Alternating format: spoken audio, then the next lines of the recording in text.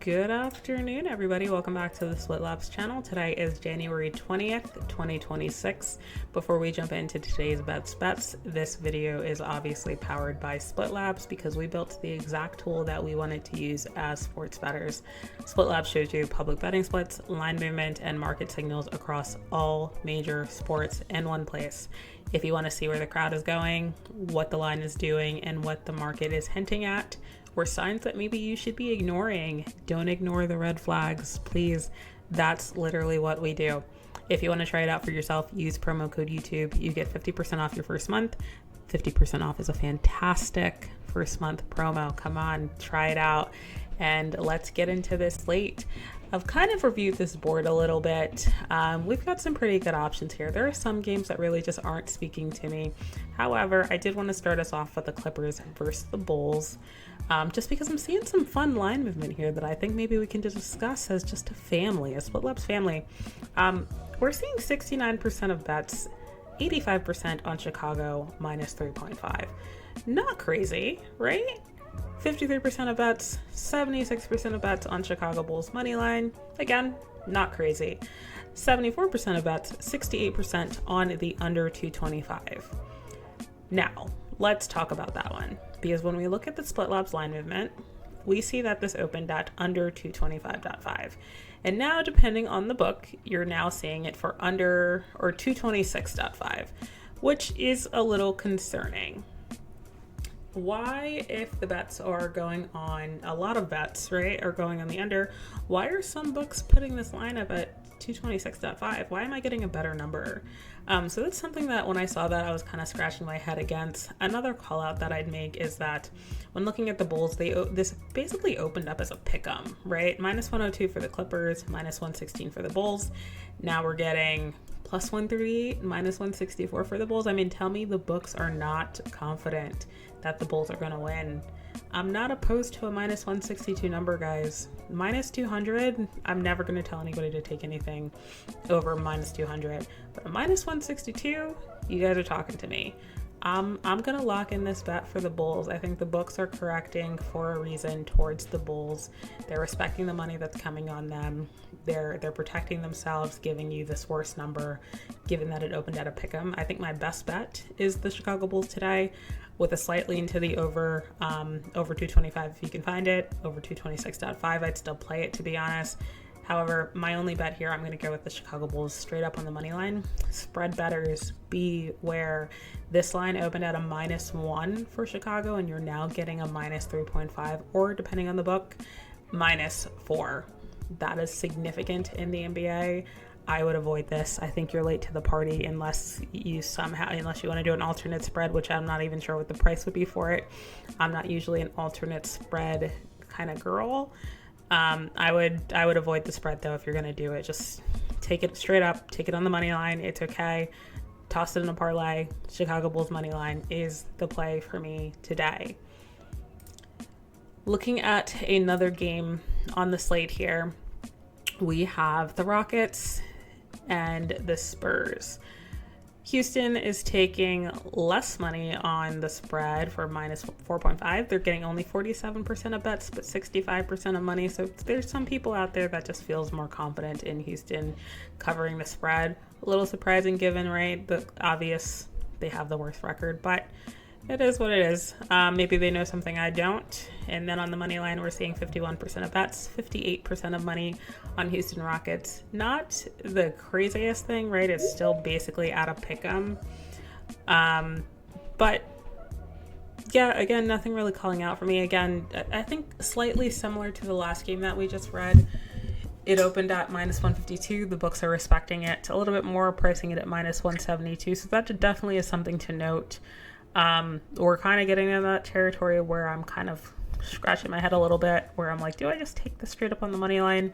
I would still honestly take the Houston Rockets straight up. I don't have too much of a signal on the spread, given that there is less bets on it and the spread is moving. Maybe that is something to call out. So maybe I do land there. Maybe I go Houston Rockets minus 4. right? I think that's a good middle ground here. FanDuel's offering up 4.5. I think that's a little too much for me, but I feel confident with a -4. The Houston Rockets money line, and then for the total, it opened at 223.5. FanDuel's now down to under 220.5, and on some books, DraftKings is usually our backup book, it's sitting at an under 221.5. I think that's a positive sign that the books are respecting this movement and the money on it, given that it's following the percentage of bets and the money along with it. So I'm gonna go with the under here. I'll go Houston spread, Houston money line, and the under as my leans on this game. Primary bet, give me Houston straight up. I'm just going to show this game, and I'm going to tell you guys why I'm not going to cap it. It's a -600 team. All of the money, all the bets are on it, and it's the Utah freaking Jazz. Like, do we really expect anything to, like, an upset to happen here? Maybe, right? The Utah Jazz are a grinded out team for sure when they're hitting their shots, but, like, this number, no one's going to tell you, no one should ever tell you to take a -600 favorite, and then I've got to fight the battle against a really large spread. Instead, what I will focus on this Timberwolves versus Jazz game is the fact that this total is pretty large. It's an over 220, 244.5 with 55% of bets. It did open at 245.5. It's now 244.5. This is a really large number, guys. Really large. And right, to put it into perspective for you, look at the numbers that we typically work with across the board, right? Anytime I see something get into like the almost 250 range, to me, honestly, it's usually like an automatic over for me, just because the books aren't giving this number for no reason. So I'm going to go over 244.5 on this Jazz game. I think the Timberwolves will definitely put up points. I think that's clear in what we're seeing in the bets, the lines. Utah Jazz is usually the shaky one. However, as we know, Utah's not playing any defense, so I think the Timberwolves are going to have their way with the Jazz, but I also think the Jazz are going to be hitting their shots. They're going to be chucking it up like they typically do. They're not going to be playing any defense. They're ranked 30th, 29th, and then a bare minimum middle of the pack for offensive rebounds allowed. Like, right, their tempo is fast. It's just their game. They're not disciplined. I think the Timberwolves are going to take advantage of that. They're obviously going to push this over, but obviously we need Utah's help if we're going to hit anywhere near a 244, and I think the books are accounting for that. So I'm going to go with the over 244.5 on this. I'm obviously getting a better number, but again, anytime I see a number this high on a total, usually a point of concern that I usually focus on. And then, guys, for the very last game on this board, I wanted to talk about this Lakers and this Denver game. I think it's maybe the best game on the slate today. It's a really fun one. We're seeing 56% of bets and 81% on the money for the Lakers -2.5.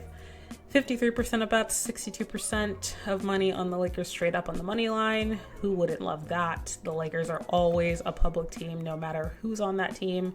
It's like the Knicks, the Lakers, any New York team, no matter how good or bad. The Lakers are playing fantastic this year. Luka's doing his magic thing. LeBron is the GOAT. Debate me on that in the comments. But, like, you're getting really good numbers for the Lakers here. They did just play last night. Correct me if I'm wrong. It was a holiday, so if I'm wrong on that, yell at me. It feels like a Monday. And then we're seeing this over 78% of bets, 52% of money on over 228.5.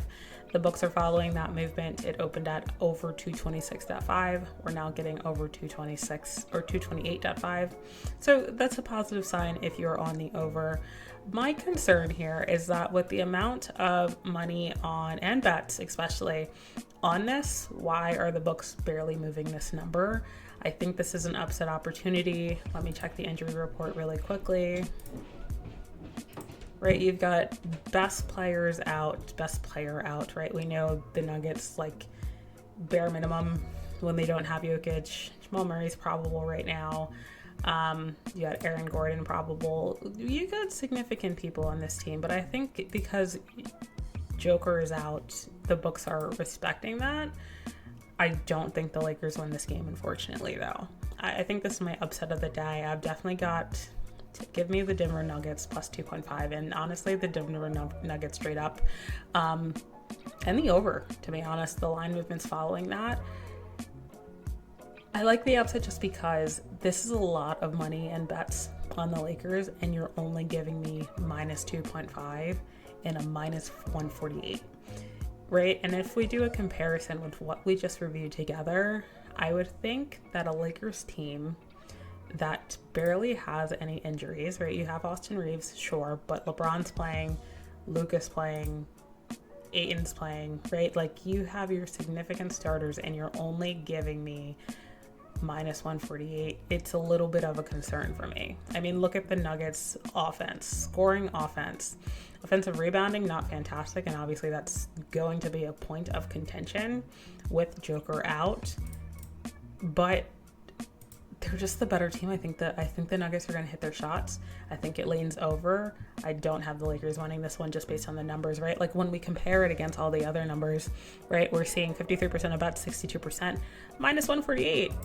That sounds fantastic. Like, listen to me speak, and I'm saying minus 164, I'm still going to take it, and it's the freaking Bulls, right? Like, I think this is my upset spot of the day, and I think I'm going to roll with the Nuggets here. And with that being said, guys, those are my reads for the day on the NBA slate.